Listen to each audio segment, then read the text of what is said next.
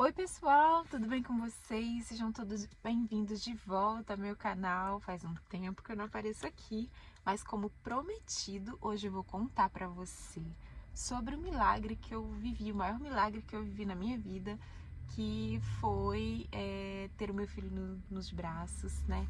Meu filho, ele é um cardiopata, ele tem uma cardiopatia, e hoje eu vim compartilhar com você o testemunho da vida do meu filho. Então, se você não é inscrito no canal, já se inscreva no canal, ative o sininho, comenta, curte, compartilha, porque talvez tenha alguém bem do seu lado ou alguém que você conhece que está precisando ficar mais positivo, que está precisando de ouvir uma história de superação ou que precisa de um milagre, que precisa aumentar a fé. Não estou falando de religião, mas que precise aumentar a sua fé para continuar a viver, para passar esse momento difícil, complicado, e para tudo existe uma solução. Então, eu quero que você me ajude compartilhando esse vídeo, se inscreva no canal e vem comigo que eu vou te contar tudo. Bom, gente, sem corte, sem nada, esse vídeo vai ser direto. Eu vou contar para vocês sobre o maior milagre que eu já vivi, né? Que é sobre a vida do Noah. Demorei muito a fazer esse vídeo porque não me sentia pronta, chorava, lembrando de tudo que eu passei, né? Realmente foi muito difícil. Talvez falando hoje vai ser um pouco mais leve, mas vivendo em outro país, sozinha, sem a família, foi muito complicado. Mas graças a Deus deu tudo certo. Meu filho Noah é um milagre. E tudo começou em 2023, quando eu descobri que estava grávida, finalzinho do ano, né?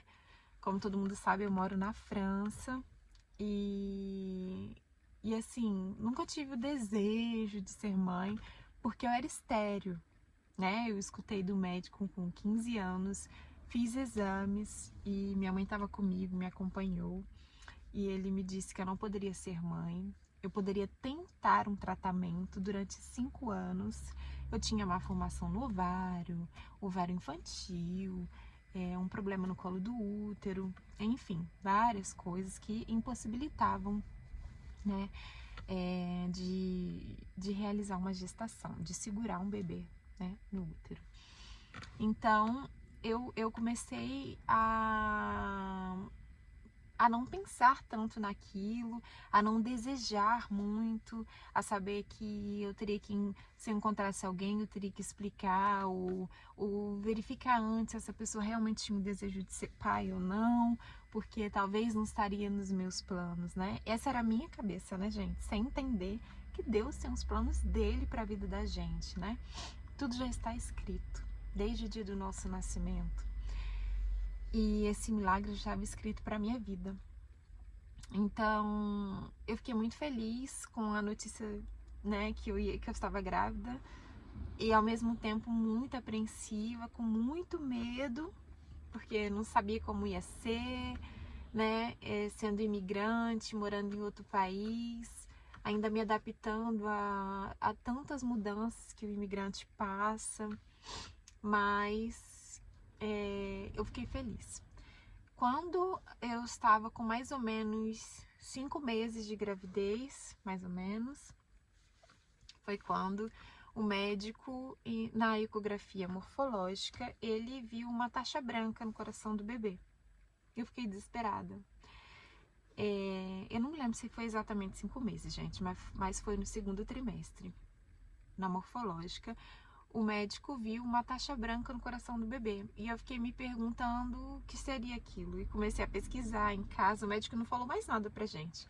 Ele só disse que tinha uma taxa branca no coração do bebê. E quando a gente chegou em casa, a gente pesquisou essa taxa branca no coração. E normalmente essa taxa estaria ligada a bebês com síndrome de Down ou com a trissomia 21. Então, eu fiquei mais desesperada ainda. Falei, meu Deus, como que eu vou fazer? Como eu vou fazer para adaptar tudo isso agora, morando em um outro país? E aquele desespero, aquela angústia. O médico não podia dar certeza de nada. Foi aí então que ele me propôs de fazer uma amniocentese. que é um exame, né, bem invasivo, onde uma agulha enorme entra na nossa barriga e vai até o saco gestacional para recolher uma certa quantidade do líquido amniótico, para eles estudarem, né, naquele líquido sobre isso, mais ou menos, né? E também eu fiz exame de sangue, o pai fez exame de sangue, para a gente saber se era algo genético ou se era algo que aconteceu mesmo. Fizemos a depistagem, que é para saber se o bebê tinha uma síndrome de Down ou não. E o tempo da espera, gente, foi muito dolorido, porque a gente não tinha resposta dos médicos, os exames não chegavam, o resultado dos exames não chegavam na nossa mão, a gente não podia saber o resultado por telefone. O médico recebeu todos os resultados e a gente teve que ficar esperando um dia marcarem pra gente ir lá para poder conversar diretamente com eles. Então foi um tempo de espera, né, gente? Como toda espera, muito dolorida, muito angustiante. Nesse meio tempo, eu fiz a amniocentese, assinei, né, o exame com todos os riscos, com muito medo, não sabia se era a decisão certa, porque a amniocentese, ela é para descobrir, para ajudar a descobrir realmente se tem algum problema, se o bebê está sofrendo, mas ela tem os seus riscos, que é o risco de aborto espontâneo, de um parto prematuro, de uma má formação. Então envolvia tantos riscos que eu não sabia qual era a decisão certa. Conversei com a minha família, conversei com meu companheiro, tomamos a decisão de tentar. Fiz o exame, fiquei em repouso absoluto durante 24, 48 horas. Uma dor insuportável que parece que tinha um peso, um saco de cimento, alguma coisa, sempre aqui apertando entre o estômago e a barriga, na região abdominal. E nesse meio tempo, gente, com toda essa angústia, sem saber o que nos esperava, né, o meu companheiro já tinha uma certa experiência e um pouco mais racional. Ele disse, né, como os europeus são um pouco mais frios, ele disse, olha, vamos conversar, porque se for um bebê que vai sofrer por viver, eu prefiro que ele não venha ao mundo. E ao mesmo tempo eu, com a minha fé, a minha crença e a minha cultura, queria aquele bebê de qualquer jeito, né, sem experiência também de saber como seria ser mãe, mas eu queria, porque quando tá no nosso ventre a gente já ama, é diferente, né, a sensação pro pai e pra mãe. Eu acho que o pai ele sente mais quando ele pega, e a mãe a gente sente porque a gente carrega, a gente alimenta, a gente respira, a gente faz tudo pensando no bebê que tá ali. Então a gente começou a viver um pequeno conflito muito dolorido, e ao mesmo tempo meu irmão estava com câncer, né, estava em fase terminal, e a gente sabia e não sabia, porque ao mesmo tempo os médicos também deram uma certa esperança pra gente, né? O último médico dizia que, não, olha, eu posso tratar, vai dar certo, a gente pode fazer assim. Então a gente criou aquela expectativa, quando na verdade as coisas andaram para outro lado. Daí eu cheguei a um determinado mês, né, de gestação, onde eu não podia mais viajar para o Brasil, porque o bebê poderia nascer a qualquer momento. E nesse meio tempo eu não conseguia contar para o meu irmão, porque as coisas estavam indo de pior a pior. Eu via meu irmão inchando cada vez mais, a sua feição estava mudando.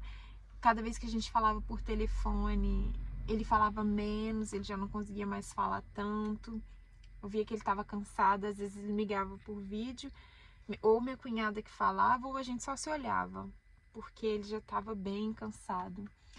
E aquilo começou a me angustiar muito, porque na minha casa a gente é muito unido, eu e meus irmãos, assim, no sentido de que se você precisar de mim, eu tô aqui. Eu tô vivendo meu mundo, eu tenho minhas tarefas, eu tenho a minha rotina, mas eu tô aqui com você. E sempre foi assim, a gente sempre tem um coração um pelo outro. A gente não vive junto todos os dias, mas a gente tem muito coração um no outro, sabe? Tem muito coração um do outro. Com a minha mãe e o meu pai também, que já faleceu, né? Mas com a minha mãe ainda é a mesma coisa, que meu pai era também a mesma coisa. E aí eu tava vivendo naquela angústia, até o dia que eu cheguei no médico. O médico conversou comigo: olha, o seu bebê vai sentir toda essa angústia. Você pode matar ele de angústia. Você precisa pensar agora que tem alguém que depende de você. E eu não tinha ânimo para levantar da cama, não tinha ânimo para nada. E aí eu comecei um propósito com Deus, para Deus me ajudar, né? Eu sei que Deus não dá lutas maiores do que a gente possa suportar. E eu sei também que a nossa vida tem muitas provações que a gente precisa passar às vezes para a gente aprender algo. Então eu comecei a pedir a Deus força para poder passar por toda aquela situação. E aí chegou um determinado tempo que as coisas pioraram para o meu irmão e não podia mais viajar. E infelizmente, em janeiro, meu irmão faleceu. Gente, nesse dia eu achei que eu ia perder o meu filho, de tanto que eu chorava. Eu não conseguia comer durante dias, eu não comi. Para beber era muito difícil. Eu não tinha expectativa de nada, eu não queria sair da cama, eu não tinha família, eu não queria ver amigos, eu não queria fazer absolutamente nada. Eu só sabia chorar, chorar, chorar. E aquela dor de não ter estado lá com meu irmão, de não poder despedir dele. E ouvindo coisas de família, né, gente? Que família às vezes nunca perde a oportunidade, né? Às vezes um amigo vai te compreender melhor do que a família. Uma parte da família que não sabia o que eu estava passando, perguntando: nossa, que ingratidão, não vim despedir do seu irmão, o que te custa? Você ganha em euros, o que te custa vir no Brasil? E eu não fui porque eu não queria ir, eu não fui porque eu não podia mais ir. Eu também estava num estado de saúde debilitado, com a vida do meu filho em jogo. Então eu não pude viajar. Quando você chega a um determinado tempo de gestação, o médico precisa dar o seu acordo, né? E no meu caso, como estava tudo sendo muito monitorado, eu não tinha um acordo do médico para viajar e eu já estava com uma barriga enorme e eu não pude ir. E eu vivi durante meses naquela angústia. Até que chegou o resultado dos exames. Graças a Deus, meu filho não tinha nenhuma síndrome, nada. E aparentemente, esteticamente, na sua formação, tudo estava bem. Ele só tinha mesmo essa taxa branca. A gente começou um acompanhamento com o cardiologista. E o cardiologista identificou que ele tinha 1,5 ventrículo. E que as válvulas do coração também não trabalhavam da forma correta. Então os médicos se prepararam. Eles me disseram: vamos se preparar para o seguinte: ou o bebê vai morrer no seu ventre, ou quando cortarmos o cordão umbilical, ele respira por você. Talvez ele não vá conseguir respirar por ele mesmo e vai morrer. Ou a gente toma devidas providências assim que ele nascer para colocar ele respirando, né, por aparelhos ou algo do tipo, porque a gente não sabia quanto tempo ele poderia suportar respirando sozinho. Ou a gente faz um teste, deixa ele respirar sozinho, e quando a saturação começar a cair, a gente entra com medicamentos ou ventilação ou alguma coisa. Ou na hora do parto mesmo, ele não vai resistir. Então eu não fui pro parto como todo mundo, feliz. Eu fui pro parto bem triste, angustiada, porque eu não sabia como ia ser. No dia que eu fui internar, o meu companheiro não pôde ir por uma situação bem pessoal. Nós não tínhamos ninguém para acompanhar, eu fui sozinha numa outra cidade. E eu não conseguia fazer nada sozinha, abaixar, pegar a mala, pegar nada. E eu só chorava. No outro dia de manhã, graças a Deus, ele chegou, conseguiu chegar. E no dia que eu cheguei numa segunda. E na segunda eu fiz monitoramento o dia todo. E quando foi segunda, por volta de meia-noite, Eu tava na sala fazendo o último monitoramento do dia. Meu parto foi um parto induzido, quer dizer, a gente não esperou a bolsa, foi um parto normal, induzido. A gente não esperou a bolsa romper, o médico rompeu a bolsa, né? E eu tive o parto normal. E aí, eu me lembro que meia-noite da segunda-feira, né, de segunda para terça, eu tava deitada na cama fazendo o último acompanhamento normal, nervosa, mas normal, cantando, que eu tava sozinha na sala. E aí, de repente, entrou todo mundo batendo porta, tirando minha roupa, me furando. E aquele desespero, e eu comecei a chorar e todo mundo me disse que o coração do bebê parou. Gente, naquele momento, e eu lembro que uma enfermeira falou pra mim, quando isso acontece, quando o coração do bebê para, eles não conseguem voltar sozinhos, eles são tão frágeis que não tem nenhum estímulo, o coração não vai voltar a bater, e é por isso que a gente vai te apagar agora e fazer uma cesárea, tirar esse bebê daí e ver o que a gente consegue fazer. E quando eles estavam me injetando já medicamentos, o coração do Noah voltou a bater. E eu só tive tempo de falar, Deus faz a sua vontade. E o coração do Noah voltou a bater. E ali na sala todo mundo, calma, calma, calma, para. E quando o coraçãozinho dele voltou a bater, eles me acalmaram, eu troquei de roupa, que eu tinha até feito xixi, assim, sabe, de nervoso, você não sabe o que fazer, você nem sente nada, na verdade. E aí eles me trocaram, me acalmaram, eu não consegui dali comer mais nada. E aí eu voltei pro quarto, chorei muito, não consegui falar com ninguém, o telefone não tinha sinal, dentro do quarto do hospital não tinha sinal, não conseguia falar com ninguém. Só conseguia ligar pro meu companheiro do telefone do quarto. E chorando, e ele me acalmando. Terça-feira de manhãzinha ele chegou. E aí a gente chegou, às 9 horas eu fiz mais um controle, não quis tomar café, não quis nada. Se eu soubesse que ali começaria meu trabalho de parto, eu teria tomado, mas eu não sabia. E fiquei ali até o dia todo, né? Já tava preparada pro parto. Inclusive tem aqui no canal, gente, o dia do meu parto, tá? Eu coloquei as partes que eu tava com o rosto bem inchado de tanto que eu chorei, mas eu coloquei as partes que estavam mais bonitinhas, assim, pra parecer mais leve. E aí, até porque eu não sabia, né, gente? As coisas foram acontecendo, né? Eu não sabia ainda o que me esperava. E aí, gente,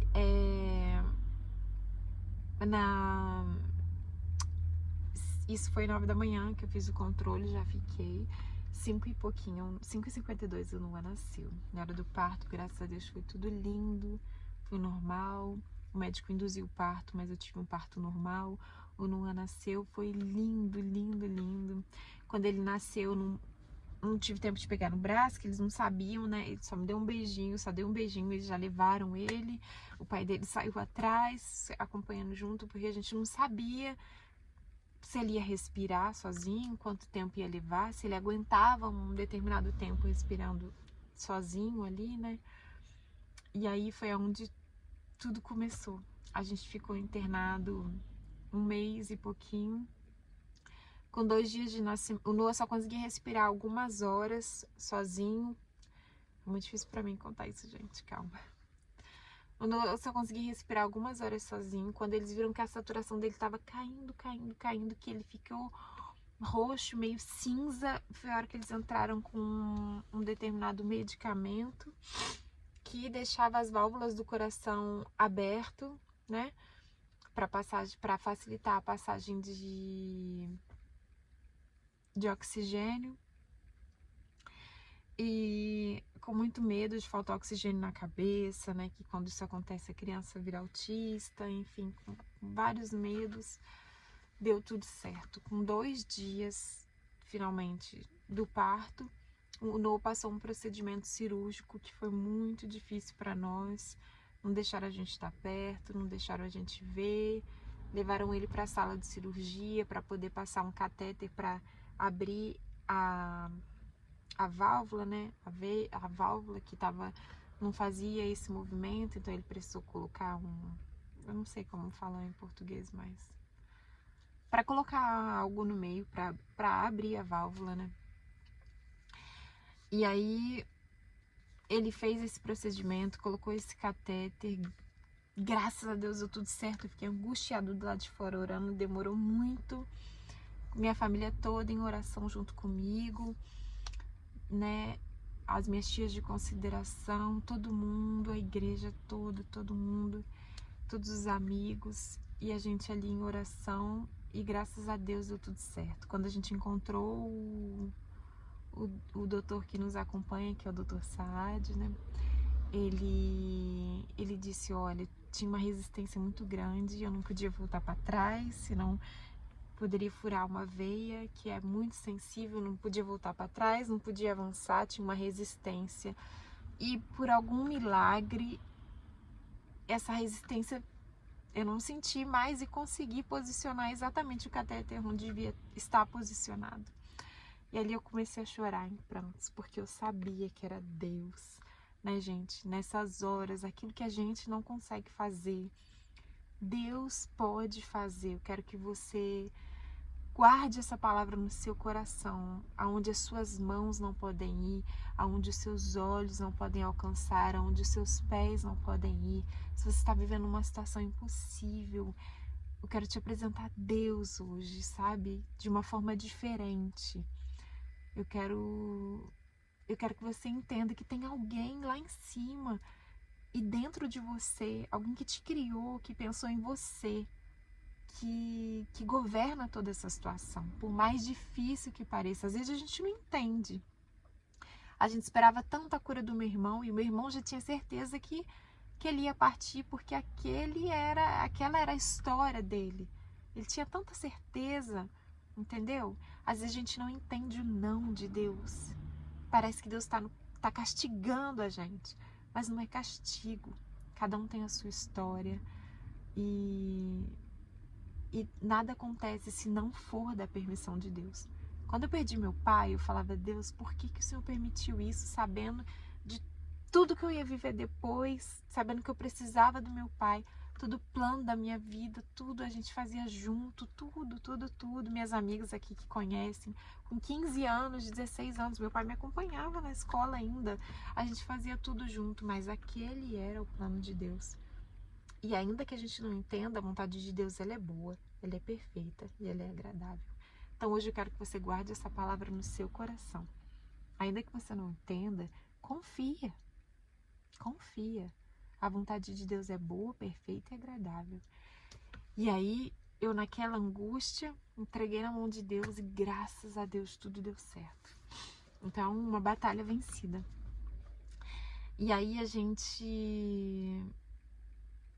E aí foi quando o médico disse que o Noah faria uma nova cirurgia dali uns dias.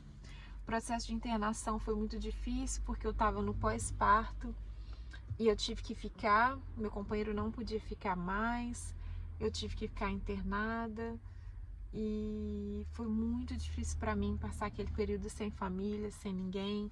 Tinha horas que eu não podia ficar no quarto, que eles faziam procedimentos no Noah que eles não me deixavam ver. E eu tinha que entrar pro meu quarto que não tinha nada, uma televisão, nada. Só tinha eu, a cama e Deus. E nada em volta, nada. E eu naquela, não sei se é uma depressão pós-parto ou querendo viver aquela coisa de mãe, de poder pegar, nada. Todo direito, normal, eu não tinha. E foi tudo diferente para mim. E a minha mãe, tadinha, naquela angústia, me vendo passar aquilo tudo também, sem poder estar perto, minha família, tentando entrar em contato comigo o tempo inteiro.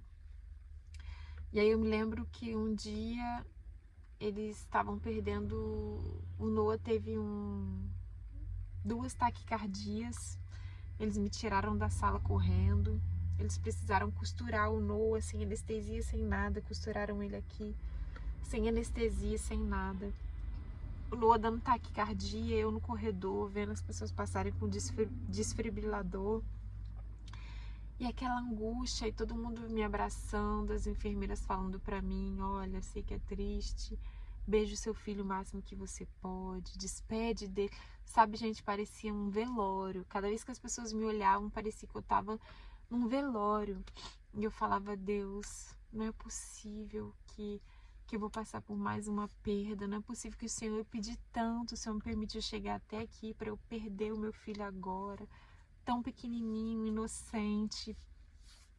E aí eu falei, Senhor, eu vou morrer de angústia nesse lugar. Vou morrer de angústia, porque dói muito. Gente, se você não é mãe ainda, o amor que você tem já pela sua família, pela sua mãe, seu pai, seus irmãos, dói muito, mas o amor que você sente por um filho é algo inexplicável, é uma parte de você. Se eu pudesse, eu trocaria de lugar com ele naquele momento. E aí ele deu essas 2 taquicardias, eu vendo todo mundo passar com desfibriladores, me colocaram pra fora, eu liguei pra minha tia Mirene na hora, falei, tia, não quero contar pra minha mãe, pra deixar ela mais preocupada ainda, eu não quero contar pra ninguém, minhas tias, a tia Isa, que eu não quero que ela passe mal com notícia nenhuma. Liguei pra minha tia Mirene, tia Mimi, a tia Mirene disse, calma, confia. E ela orou pra mim, aquela oração veio na minha alma, me acalmando. E eu sentado do lado de fora, sem notícia, sem nada. Até que eu voltei pro quarto, quando tudo se acalmou. Peguei ele no meu braço. E aí tinha uma muçulmana, né, com a netinha dela do outro lado, assim, de frente. E aí eu consegui ligar pra minha mãe. E a minha mãe falou assim, eu sei que você não tá me contando tudo, mas eu quero te dizer que aonde você tá, Deus vai te encontrar e Deus vai falar com você. Eu olhei ao redor e falei, ela nem sabe que aqui não tem ninguém e que tem uma muçulmana sentada do outro lado. Como é que Deus vai falar comigo? E eu falava, mãe, tudo que eu queria era ouvir diretamente da boca de Deus, se acalma, ou se não se prepara, não importa, mas eu queria ouvir alguma coisa. Eu não quero mais viver no escuro, sem saber o que eu vou viver hoje à noite, ou amanhã cedo, ou de tarde, porque cada hora era algo apavorante, sabe? Cada hora eu vinha um médico me visitar, o anestesista, e falava, olha, você sabe os riscos, né? Abraça o seu filho, beija ele, porque daqui a pouco, sabe? Era assim. Eles já são frios de natureza, mas eles me preparavam o tempo inteiro para eu chegar no quarto e meu filho já não tá mais ali. Que a gente não dormia junto, nem no mesmo quarto, nem nada, né? E aí minha mãe falou assim, a resposta que você quer, você vai ter, Deus vai falar com você. E eu sem fé nenhuma, sem acreditar naquilo, porque era eu que tava ali, era eu que tava vendo que não tinha ninguém. A gente desligou o telefone e veio uma muçulmana, me tocou o braço e falou, filha, eu posso orar pelo seu filho? Eu falei, pode, me falei no calor do momento assim, né? E ela começou a orar, fazendo... Eu, ai meu Deus, o que será que ela tá falando? O que será que ela tá desejando? Eu não tô nem falando na língua deles, né, que é árabe ainda. Eu falei, meu Deus, não tô nem entendendo, só entendi Alá. Falei, não tô nem entendendo o que eles estão falando na língua deles, o que será? Eu gosto que oro, mas que eu escute pra eu saber o que a pessoa tá desejando. E ali, como eu tinha deixado, né, ela orar, ela orou, fez 7 vezes a oração, eu soprava ele dos pés à cabeça. E no final ela falou assim pra mim, filha, Alá me manda te dizer. Eu tava ali sentada, eu não queria fazer isso porque a minha neta tá precisando muito. E eu não paro de orar por ela, eu só tenho olhos pra ela. Mas Alá me mandou vir aqui e te dizer, fica tranquila, seu filho vai sair daqui. E com vida. E essa era a resposta que eu queria ouvir pra minha neta. Mas ele me disse pra falar pra você. E naquela hora foi como um... Tudo se acalmou. E quando tudo se acalmou, entrou um grupo de médicos me explicando que ele ia fazer outra cirurgia. Aí veio de novo o balde de água fria. Que ele faria uma outra cirurgia e que nessa cirurgia não era para colocar muitas expectativas, que eles iam abrir ele no meio, ia parar o coração dele, colocar o coraçãozinho dele ligado a uma máquina e depois para voltar ao funcionamento do coração. É muito difícil.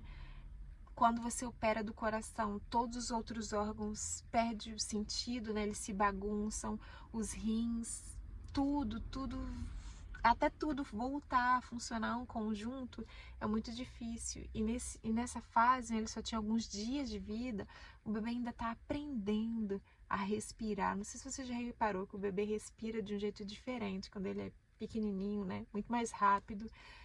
Então ele ainda está aprendendo ali, né, a controlar tudo, a fazer tudo, a mamar, está aprendendo tanta coisa. E ele falou para mim, e eles falaram, né, toda aquela equipe me desesperançou completamente, assim.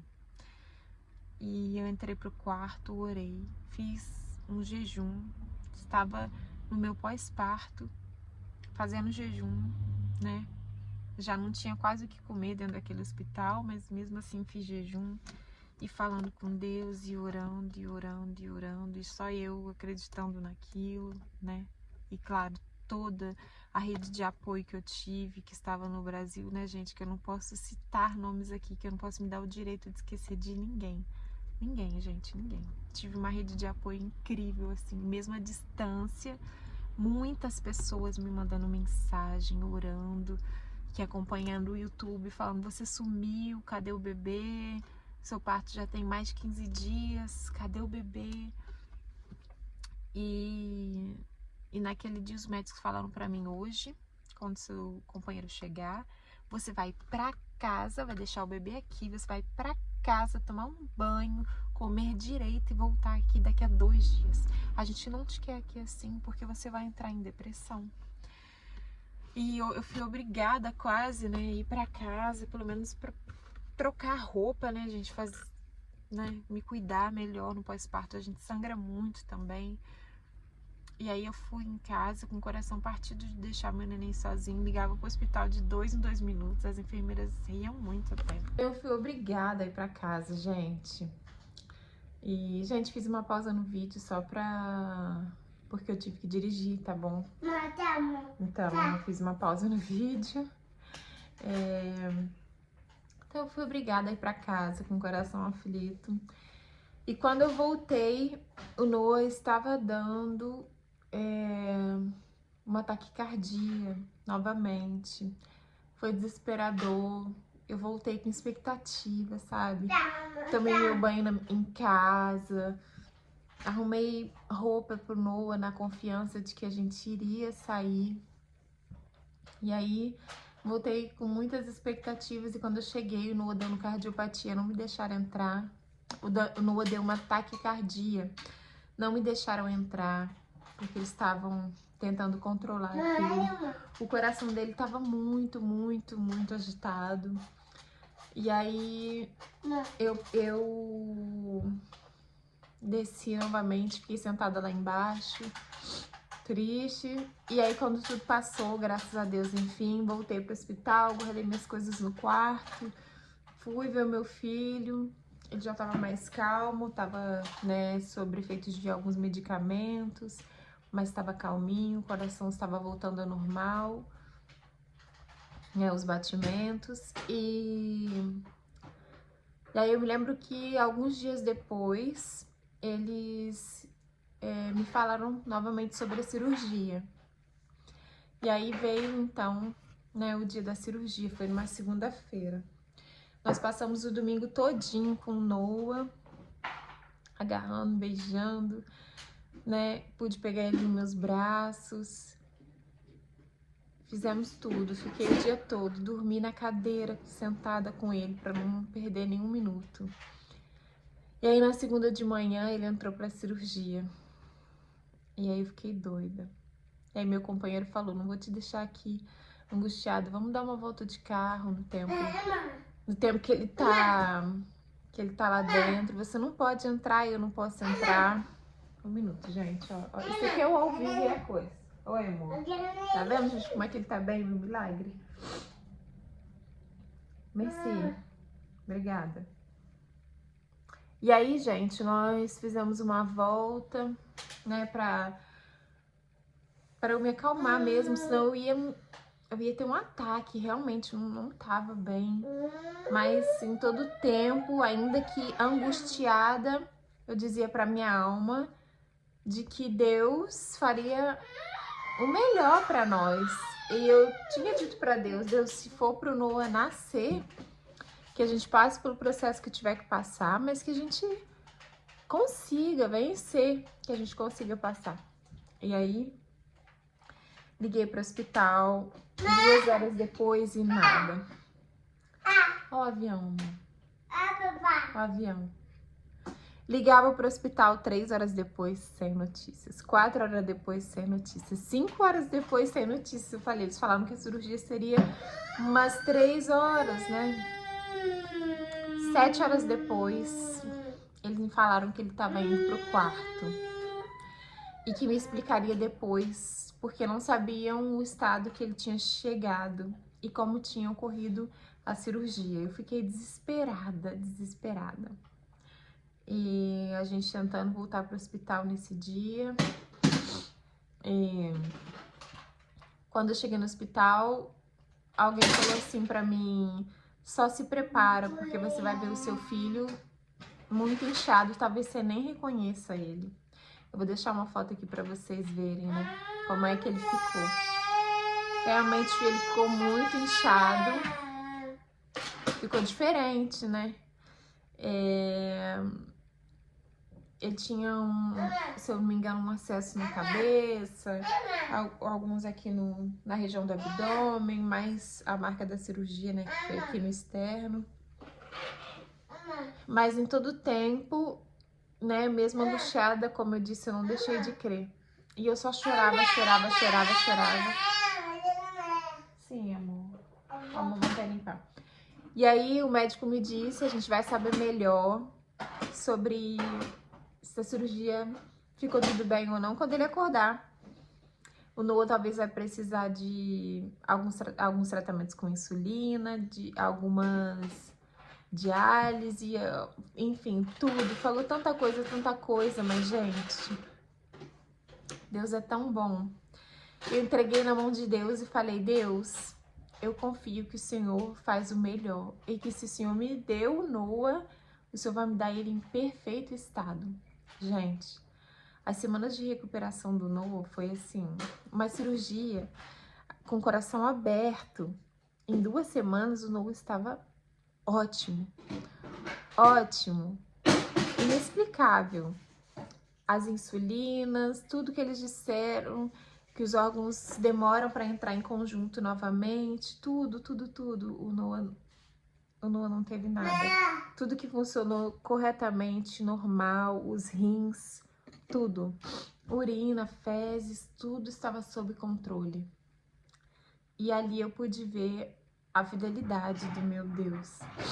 Então, esse, né, em geral, assim, contando por cima, porque eu também não quero ficar chorando no vídeo.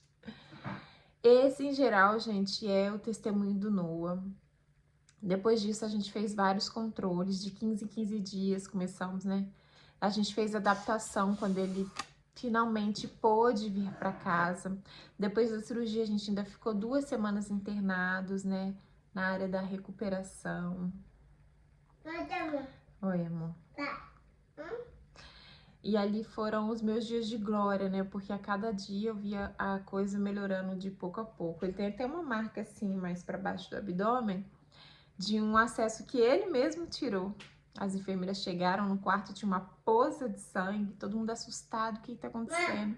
Ele mesmo tinha tirado o acesso que ele ia tirar no dia seguinte. E uma enfermeira falou assim pra mim, essa já é a resposta, era surpresa pra você que a gente ia tirar tudo no dia seguinte, mas o Noah começou a tirar hoje os acessos. E aí foi onde eu pude colocar uma roupinha no meu bebê pela primeira vez, depois de 1 mês e alguns dias. Né, meu amor? Mamãe tá falando de você. E o Noah é o grande milagre da minha vida. Quando a gente veio pra casa, eu ficava aflita, com medo o tempo inteiro, verificando se ele tava na cama, se ele tava respirando, se tudo tava bem. Qualquer movimento que ele fazia, achava diferente. Meu Deus, será que isso é normal? Mas também mãe de primeira viagem, né, gente? Eu não sabia que muitas das coisas que aconteceram eram normais do bebê. Aí a gente passou por essa semana de adaptação. Depois a gente começou a fazer controle com cardiologista, a gente faz até hoje. Antes era de 15 em 15 dias, depois de 1 mês a 1 mês. Agora é de 2 em 2 meses. Antes a gente não tinha autorização de viajar de avião, por isso também eu não fui no Brasil ainda. Agora a gente já pode viajar. O Noah está bem, a saturação está boa. E o Noah, onde a gente passa, gente, onde a gente vai, o Noah é resposta na vida de alguém. Ele é milagre na vida de alguém, ele é força. Da última vez a gente foi internado porque ele estava com uma inflamaçãozinha no ouvido. Ele deu um abraço tão forte numa enfermeira e a gente não entendeu nada. Falei, o Noah, grátis, dando um abraço assim, sem nada. E aí ela falou, não. E aí ela falou pra gente, a gente esqueceu, né? O médico esqueceu de dar pra gente o caderninho de saúde dele. Eu tive que voltar no hospital um dia depois da internação. Quando eu voltei, ela me encontrou e falou, vocês já foram embora? Eu falei, já. Ela falou assim, olha, como eu agradeci pela vida de vocês ontem. Independente do propósito que o Noah tenha ficado aqui, o Noah salvou a minha vida. Eu falei, como assim o Noah salvou sua vida? E ela me falou, eu tinha um filho chamado Noah, que era um menino, um bebê, e eu perdi. E cuidar de outras crianças pra mim estava sendo muito difícil, sendo que eu perdi o meu. E naquele dia eu falei pro universo, eu preciso de algo, preciso de uma resposta, eu preciso de alguma coisa, tá muito difícil para trabalhar assim, para cuidar de outras crianças, sabendo que do meu eu não pude cuidar. E de repente, quando eu falei aquilo, eu entrei no quarto para cuidar de vocês e seu filho me deu um abraço tão forte, tão apertado, chamando Noah. E eu senti que aquilo foi o universo mandando um recado para mim, uma força para mim que eu deveria continuar. E eu falei pra ela, foi diretamente de Deus, então. E é isso quando eu falo pra vocês, que eu não tô aqui falando sobre religião, sabe? De que você tem que fazer isso, tem que fazer aquilo, tem que se vestir assim, tem que... Não estou falando sobre isso, eu tô falando de um pai bondoso, amoroso, que às vezes faz o que a gente não entende, porque eu perdi meu pai, eu perdi o meu irmão e até hoje eu não entendo. Mas eu acredito que a vontade de Deus foi boa, perfeita e agradável e que os olhos dele alcançam onde os meus não alcançam. E que na vida do Noah, a vontade de Deus também foi boa, perfeita e agradável. E graças a Deus o Noah tá aqui. Um milagre. Como eu disse para vocês, onde a gente passa, o testemunho do Noah, a vida do Noah, abençoa a vida de muitas pessoas. Então, eu queria compartilhar com vocês, esperei muito para fazer esse vídeo, como eu disse. Falei mais por cima porque só Deus sabe como foi realmente no íntimo, os problemas que tiveram à parte. E eu não queria chorar, eu queria falar normal, né? Então, em resumo, né, para as pessoas que gostariam de saber, e também quando eu estava grávida que eu descobri sobre a cardiopatia, eu pesquisava tanto vídeo de outras crianças com cardiopatia, para saber se outras crianças conseguiram, se os bebês conseguem vencer isso, se a porcentagem é mais para morte que para vida. E na verdade, gente, hoje a gente sabe também que a medicina está bem avançada, graças a Deus, e que tem como, sim, né, tratar, fazer tratamentos para crianças com cardiopatia, cirurgias do coração. Toda cirurgia tem risco, né, e a cirurgia do coração não é diferente, tem muitos riscos, mas que já é uma prática hoje de alguns cirurgiões, entendeu? Não é algo tão assustador.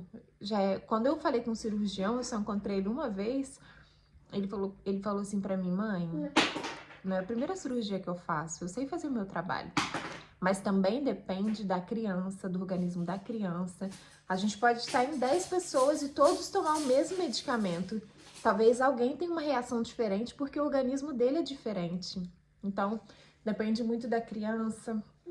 E ele falou assim pra mim, a única pessoa na Europa que me falou algo do tipo, ele falou assim pra mim, confia naquele lá de cima, porque quando eu entro na sala de cirurgia, eu falo pra ele, usa as minhas mãos. E eu confiei mesmo. e Deus realmente fez o milagre. Hoje o Noah tá bem, a gente vai pro controle de 2 em 2 meses, volta feliz, graças a Deus. O Noah tinha outras cirurgias previstas para 8 meses, 1 ano e 8 meses, graças a Deus não tem mais previsão nenhuma por enquanto, talvez sim, claro, com 3 anos, mas por enquanto não tem previsão nenhuma de cirurgia. E os riscos também já não são mais os mesmos, porque até o coração já tem um tamanho diferente para trabalhar, né, gente, do que igual antes, que era muito pequenininho. Então eu quero te dizer para você, mãe aí que tá talvez com o filho no ventre e descobriu uma taxinha branca no coração, alguma cardiopatia, ou para você que tem um outro tipo de problema, ou para você que vai compartilhar esse vídeo com alguém, eu quero te dizer que para tudo tem solução e que a gente não perde nada por pedir a Deus aquilo que a gente quer. Pede. Abre o seu coração, pede. Entendeu? Não tô falando de religião, como eu disse, mas Deus, ele existe, ele te criou e ele é seu pai. Pede. Confia. Manda energias, como diz isso. Vibrações positivas realmente, gente, sabe? Acredita, mas não é só acreditar falando, tá bom, acredito. Não, acredita mesmo. Veja um milagre que você ainda não tá vivendo, mas veja. Acredita no milagre que você ainda não viu. E eu tenho certeza que no nome de Jesus você também vai cantar o hino da vitória. E que vai dar tudo certo. E esse aqui, olha, gente. Vem cá, deixa a mamãe mostrar você, vem cá. Tô de pijama ainda, sabe? Esse aqui é o milagre da mamãe, ó. Dá tchau. Tá. Dá tchau. Tchau. Tá. Um beijo. Ah, pisca o olho. Ai, que lindo, mãe. Esse é o meu milagre, gente. Ó. O que você tá fazendo? Esse aqui é o meu milagre e... Ó. E acredite. Tem alguém que pode fazer o que a gente não pode, é só confiar. Então essa é a história do Noah. Eu espero que você se inscreva no canal, curta, comenta, né? Comenta e compartilha.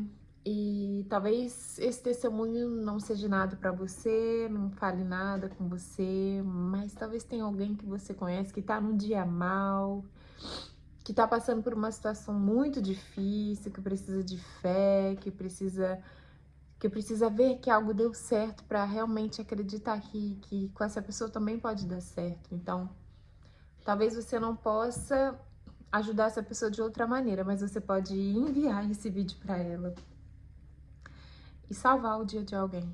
Assim como um dia eu vi vários outros vídeos que salvaram também os meus dias, os meus dias de angústia.